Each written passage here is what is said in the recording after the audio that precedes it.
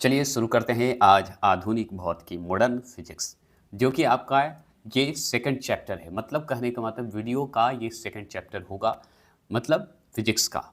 क्यों? क्योंकि इसके बाद है विविध। विविध में जितने भी प्रश्न अभी तक पूछे गए हैं सारे मिक्स होंगे, और जो कि आप सपोर्ट और सब्सक्राइब करिएगा और समझिएगा कि एक तरह से मुफ्त टेस्ट दे रहे हैं, लाइव दे रहे हैं।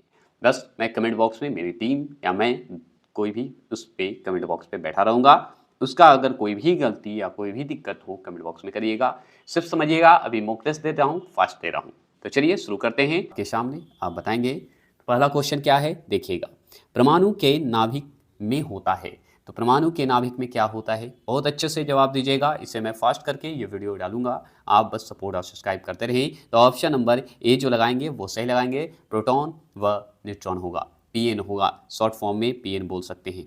चलिएगा, दूसरा प्रश्न है आपके सामने कि न्यूट्रॉन की खोज किसने की थी। तो न्यूट्रॉन की खोज किसने की थी, ये बहुत ही जबरदस्त क्वेश्चन है। बताइएगा न्यूट्रॉन की खोज किसने की? तो ऑप्शन नंबर सी, याद रखिएगा, चैडवी जी ने किए थे, न्यूट्रॉन की खोज किए थे। आगे चलते हैं। आगे सवाल है आपका, तीसरा प्रश्न है, निम्न में अस्थायी कण है। अस्थायी कण जो है कौन है, बता सकते हैं? तो बताइएगा। तो हम बता दें कि न्यूट्रॉन जो है अस्थायी कण है ना, याद रखेंगे।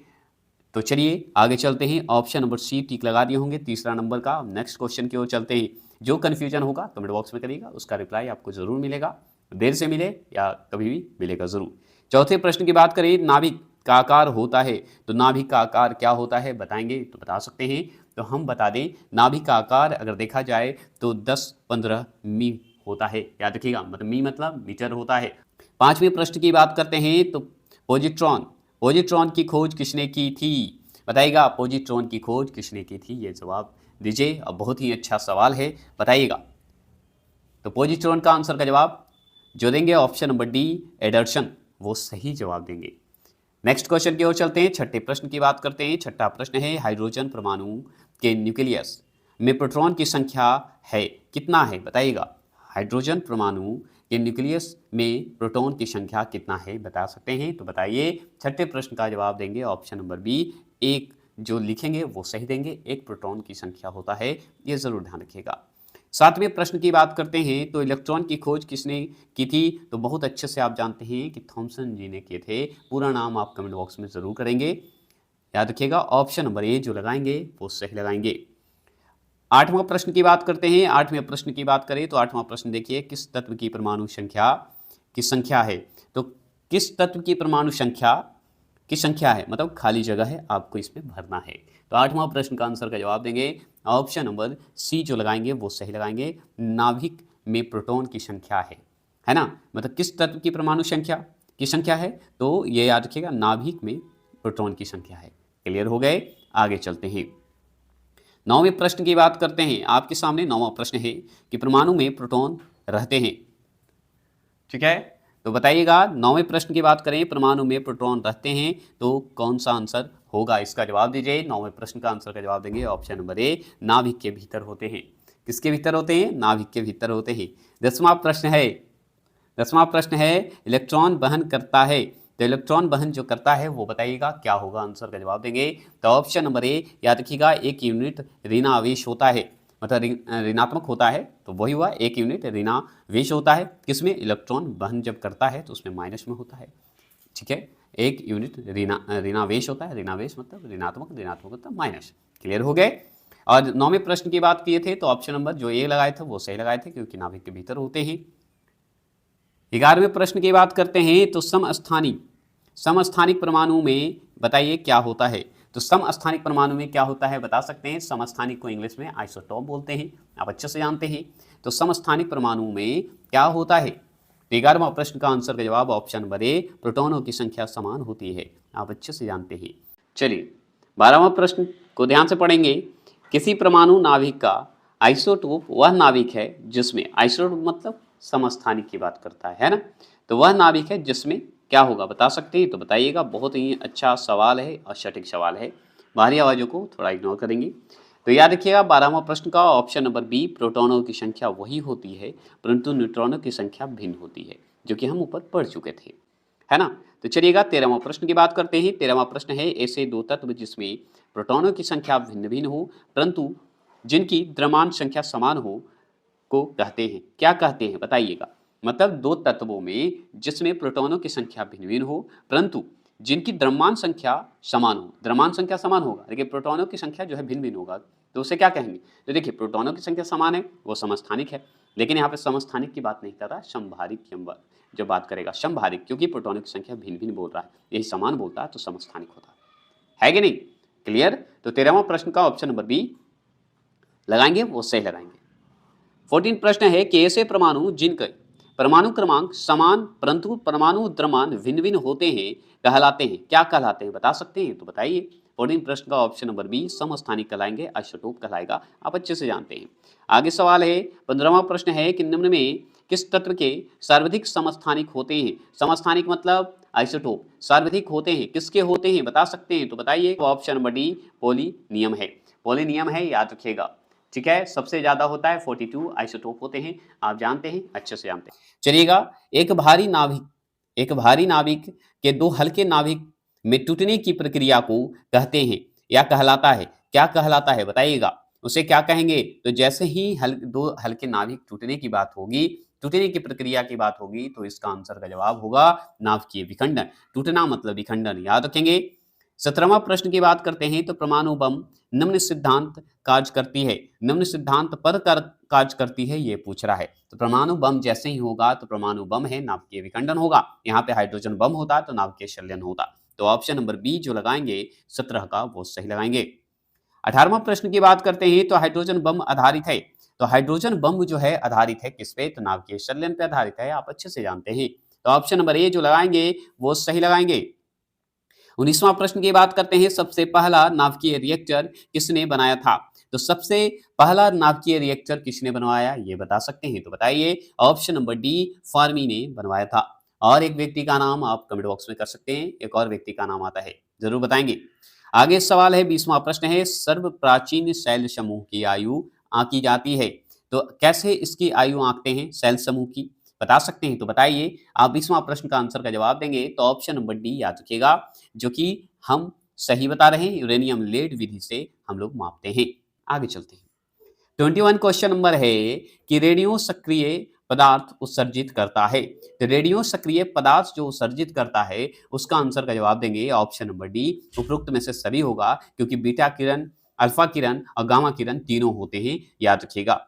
अगर बात करते हैं आपका 22 क्वेश्चन नंबर कि सूर्य पर ऊर्जा का निर्माण होता है, तो सूर्य पर ऊर्जा का निर्माण जो होता है आप बता सकते हैं, तो इसमें ऑप्शन नंबर बी जो है याद रखिएगा, नाभिकीय संलयन द्वारा होता है, ये आप अच्छे से जानते हैं। जैसे सूर्य की बात होगी, नाभिकीय संलयन टिक लगा दीजिएगा। 23 क्वेश्चन नंबर की अगर बात करें हम लोग, 23 क्वेश्चन नंबर को ध्यान से देखेंगे। 23 क्वेश्चन नंबर है कि निम्नलिखित में से याद रखिए, निम्नलिखित में से किसमें ऋणात्मक आवेश होती है? तो ऋणात्मक आवेश जैसे ही शब्द आए आपको, ठीक है, 23 का आंसर का जवाब आप लगा दीजिएगा ऑप्शन नंबर सी, बीटा कण होता है। क्या होता है? बीटा कण होते हैं। 23 तो हो गए क्वेश्चन। आपका 24 क्वेश्चन नंबर देखिए, नाभिकीय रिएक्टर के निर्माण में निम्नलिखित में कौन सा एक अनिवार्य है? तो कौन सा एक अनिवार्य है बता सकते हैं? तो बताइए। तो हम बताएंगे 24 का आंसर का जवाब देंगे ऑप्शन नंबर सी, जार्को नियम होता है। तो जार्को नियम जो होते हैं ये एक अनिवार्य है, क्यों है? क्योंकि नाभिकीय रिएक्टर में निर्माण के लिए इंपॉर्टेंट है।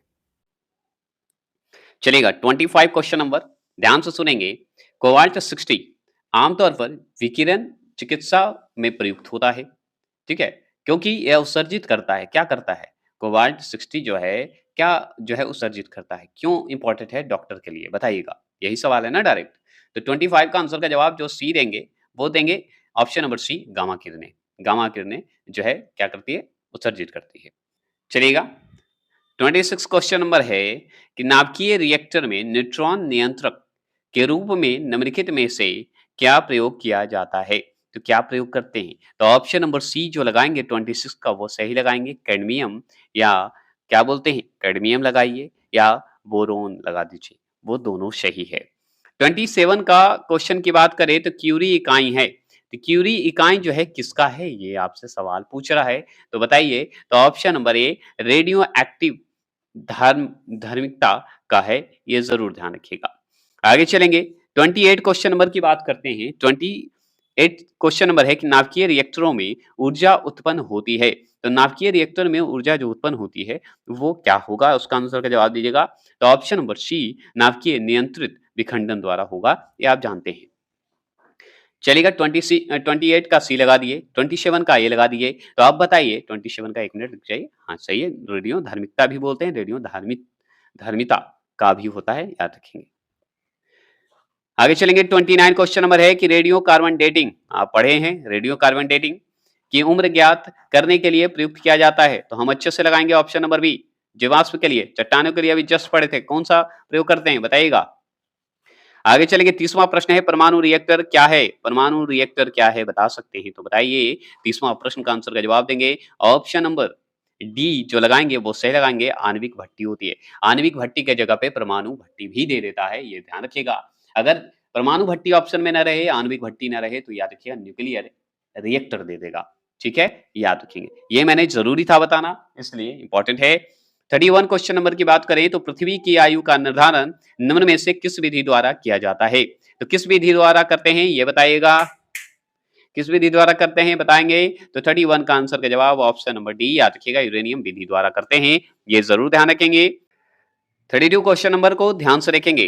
कल्पक्कम के फर्स्ट ब्रीडर टेस्ट रिएक्टर में निम्नलिखित या निम्न में से कौन सा शीतलक के रूप में प्रयोग किया जाता है? मतलब निम्नलिखित हो या निम्न में से कौन सा शीतलक के रूप में प्रयोग किया जाता है, इसका आंसर का जवाब दे सकते हैं तो दीजिए। तो ऑप्शन नंबर बी भारी जल कहते हैं। क्या कहते हैं? भारी जल कहते हैं। आगे चलेंगे 33वां प्रश्न की बात करते हैं। 32 क्वेश्चन नंबर का जवाब जो बी दिए वो सही दिए हैं। 33 का आंसर का जवाब दीजिए। तो नाभिकीय रिएक्टर में भारी जल जिसे D2O का प्रयोग किस रूप में किया जाता है? तो हम बताएंगे शीतल के रूप में करते हैं। ठीक है, सही जवाब नहीं, गलत जवाब है। ये मंदक के रूप में हम लोग प्रयोग करते हैं। ऑप्शन नंबर ए जो लगाएंगे वो सही लगाएंगे। आगे चलें 34 क्वेश्चन नंबर का जवाब देंगे कि एक प्रकाश विद्युत शेल परिवर्तित करता है। तो बताएंगे क्या होगा, आंसर का जवाब दीजिए। तो एक प्रकाश विद्युत शेल परिवर्तित करता है, इसका सवाल का जवाब दीजिए। तो ऑप्शन नंबर सी प्रकाश ऊर्जा को विद्युत ऊर्जा में करता है, आप अच्छे से जानते हैं परिवर्तित करता है। 35 क्वेश्चन नंबर की बात करें तो कुलीच नालिका का प्रयोग क्या उत्पन्न करने के लिए किया जाता है, बता सकते हैं तो बताइए। 35 का आंसर का जवाब जो देंगे ऑप्शन नंबर सी एक्स किरणें वो सही जवाब देंगे, है ना। आगे चलिए फिर एक्स किरण से ही है। 36 क्वेश्चन नंबर है कि एक्स किरणें किसको पार नहीं कर सकती है? तो एक्स किरणें जो है किसको पार नहीं कर सकती बता सकते हैं? तो हड्डी को पार नहीं कर सकती है, ये सही जवाब है। क्या सही है? एकदम सही है, इसमें कोई दिक्कत नहीं। अस्थि को पार नहीं कर सकती, हड्डी को नहीं पार कर सकती। 37 क्वेश्चन नंबर है नव आविष्कृत उच्च ताप अतिचालक है, तो इसमें से कौन सा आंसर जो है सही होगा बता सकते हैं तो बताइए। 37 का आंसर का जवाब जो दे रहे हैं option number C ceramic ceramic oxide जो है सही आंसर है। आगे चलेंगे 38 क्वेश्चन नंबर है कि डायोड से धारा कितनी दिशाओं में बहती है? तो आप बताइए कि डायोड है आपके घर में, अब बताइए कितनी धाराएं जो है कितनी दिशाओं में बहती है, ये जवाब दीजिए। तो 38 का आंसर का जवाब ऑप्शन नंबर ए जो लगाएंगे एक ही दिशा में जाती है, आप अच्छे से जानते हैं और सटीक जवाब है। आगे चलेंगे 39 क्वेश्चन नंबर है सिलिकॉन है, सिलिकॉन क्या है बता सकते हैं? तो सिलिकॉन बहुत ही अच्छा जवाब और अच्छा सवाल भी है। ऑप्शन नंबर बी जो लगाएंगे वो सही लगाएंगे, सेमीकंडक्टर है सिलिकॉन। 40 प्रश्न की बात करते हैं तो ट्रांजिस्टर के संविदर्शन में किस वस्तु का प्रयोग होता है? मतलब ट्रांजिस्टर का हम प्रयोग जो करते हैं किस रूप में प्रयोग करते हैं, वो उसमें जो है क्या प्रयोग होता है, किस वस्तु का प्रयोग होता है ट्रांजिस्टर में बताइएगा। तो हम अच्छे से जवाब लगाएंगे ऑप्शन नंबर सी सिलिकॉन का प्रयोग होता है ट्रांजिस्टर में। 41 का आंसर का जवाब देंगे कि एनपीएन, ठीक है, ट्रांजिस्टर जिसे पीएनपी ट्रांजिस्टर की तुलना में श्रेष्ठ होते हैं, क्योंकि क्यों होते हैं बता सकते हैं तो बताइए। तो हम बताएंगे 41 का आंसर का जवाब देंगे ऑप्शन नंबर सी जो लगाएंगे वो सही लगाएंगे, इनमें इलेक्ट्रॉनों की प्रवाह अधिक होता है इसलिए। आगे सवाल है आपके सामने 42 क्वेश्चन नंबर है कि निम्न में कौन सा धातु अर्धचालक की तरह ट्रांजिस्टर में प्रयोग होती है? तो कौन सा होता है बताइएगा, अर्धचालक की तरह ट्रांजिस्टर में प्रयोग होता है। तो हम बताएंगे 42 का आंसर का जवाब देंगे ऑप्शन नंबर बी जर्मेनियम। ठीक है, आगे चलिएगा 43 का आंसर का जवाब दीजिएगा कि एक टीवी सेट को चलाने के लिए निम्नलिखित में से किस एक को टीवी की रिमोट नियंत्रण इकाई द्वारा प्रयोग किया जाता है? बताइएगा किसके द्वारा किया जाता है? ये सवाल मैंने कम्युनिटी पोस्ट में भी पोस्ट किया था, जो कि बहुत लोगों ने गलत जवाब दिए थे। तो आप बताइए कितने सही लगाते हैं? ये बताइएगा। बहुत ईज़ी क्वेश्चन है। तो 43 का ऑप्शन नंबर डी लगाइएगा, सूक्ष्म तरंगें होंगी, ये ज़रूर ध्यान रखिएगा। ठीक है? बहुत देखिए सूक्ष्म तरंगे और रेडियो तरंगे दोनों इसमें आता है, ठीक है? लेकिन आपको इस ऑप्शन के हिसाब से आपको सूक्ष्म तरंगे ही लगाना है क्योंकि रिमोट जो है सूक्ष्म तरंग के ही रूप में जाना जाता है। लेकिन बहुत लोग अगर सूक्ष्म तरंग ना हो ऑप्शन में तो रेडियो तरंग आप टिक लगा के चला सकते हैं, कोई दिक्कत नहीं है। ठीक है? ये ज़रूर ध्यान रखना होगा। आगे चलेंगे, आगे सवाल है 44 क्वेश्चन नंबर की बात करते हैं। दूरदर्शन के संकेत एक निश्चित दूरी के बाद नहीं मिल सकते हैं, क्योंकि कारण क्या है बताइएगा। 44 का आंसर का जवाब ऑप्शन नंबर डी जो लगाएंगे वो सही लगाएंगे। पृथ्वी की सतह वक्राकार है इसलिए। आगे चलें, आगे सवाल है 45 क्वेश्चन नंबर है कि रडार का उपयोग किस लिए किया जाता है? तो रडार का जो प्रयोग करते हैं किस लिए करते हैं? तो हम जानते हैं जहाज, वायुयान आदि को ढूंढने एवं मार्ग निर्देशन के लिए हम लोग उपयोग करते हैं रडार का। क्या ये मैंने सही बोला? कमेंट बॉक्स में करिए। तो एकदम सही बोला, वो सही आंसर है बी।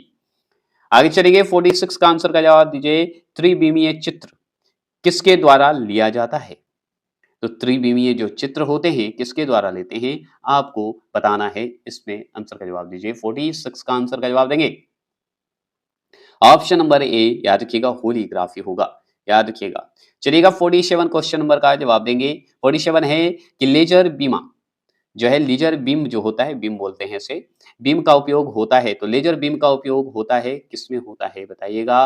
47 का आंसर का जवाब देंगे तो ऑप्शन नंबर डी, गुर्दों की चिकित्सा में किया जाता है लेजर बीम का प्रयोग, है ना। 47 का आंसर का जवाब डी देंगे।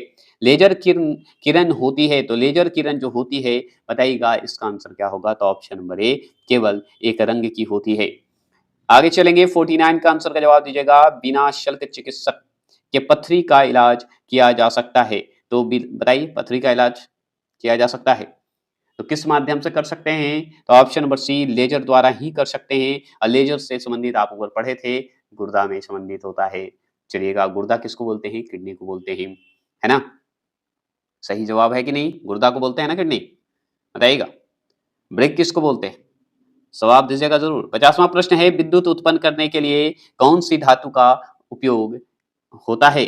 बताइएगा, विद्युत उत्पन्न करने के लिए कौन सी धातु का उपयोग किया जाता है? बता सकते हैं तो बताइए। तो ऑप्शन नंबर ए, यूरेनियम का प्रयोग करते हैं हम लोग। 51 का आंसर का जवाब दीजिएगा। एकीकृत परिपथ में प्रयुक्त अर्धचालक चिप किस की बनी होती है? तो किसकी बनी होती है बताइएगा जरूर। तो ऑप्शन नंबर सी जो लगाएंगे वो लगाएंगे अच्छा से सिलिकॉन। 52 का आंसर का जवाब दीजिएगा। 52 निम्न तापी इंजनों का अनुप्रयोग किया जाता है। तो अनुप्रयोग जो किया जाता है बताइएगा क्या होगा? इसका आंसर का जवाब देंगे तो ऑप्शन नंबर ए, रॉकेट में होता है। आगे चलिएगा 53 का आंसर का जवाब दीजिएगा कि एक फोटो सेल में प्रकाश ऊर्जा को परिवर्तित किया जाता है। तो परिवर्तित जो किया जाता है बताइएगा क्या आंसर होगा। तो ऑप्शन नंबर डी, विद्युत ऊर्जा में होता है। 54 का आंसर का जवाब देंगे। 53 हो गया, 54 का आंसर का जवाब दीजिएगा कि पहले ताप तापायनिक बल्ब, तापायनिक बल्ब का आविष्कार किसने किया था? तो तापायनिक बल्ब का आविष्कार किसने किया था बताएंगे। 54 का आंसर का जवाब देंगे ऑप्शन नंबर सी, जे ए फ्लेमिंग ने किए थे। 55 क्वेश्चन नंबर का जवाब देंगे। न्यूनतम तापमान पैदा करने के लिए निम्नलिखित में से किस सिद्धांत का प्रयोग किया जाता है? तो किस सिद्धांत का प्रयोग करते हैं? तो ऑप्शन नंबर ए, अतिचालकता का प्रयोग करते हैं। 56 का आंसर का जवाब दीजिए। निम्नलिखित में कौन विद्युत चुंबकीय तरंग नहीं है? तो विद्युत चुंबकीय तरंग आपको इसमें टिक लगाना है। तो 56 का अंतिम क्वेश्चन है ऑप्शन नंबर सी, पारस्य तरंग जो है एक विद्युत चुंबकीय तरंग नहीं है, जो आपका खत्म हो गया। आपका भौतिकी मतलब आधुनिक भौतिकी खत्म हो गए। अब लास्ट टॉपिक बचा है फिजिक्स का, जो कि विविध, जो कि आपको रात तक के भी अपडेट दे दिया जाएगा। या आपको सुबह मॉर्निंग तक अपडेट हो जाएगा। इसके बाद केमिस्ट्री का जो बचा हुआ है वो भी खत्म हो जाएगा। इसके बाद मेरा जो है एलपी का जो तैयारी के लिए कर्तव्य था वो मैं खत्म कर दूंगा।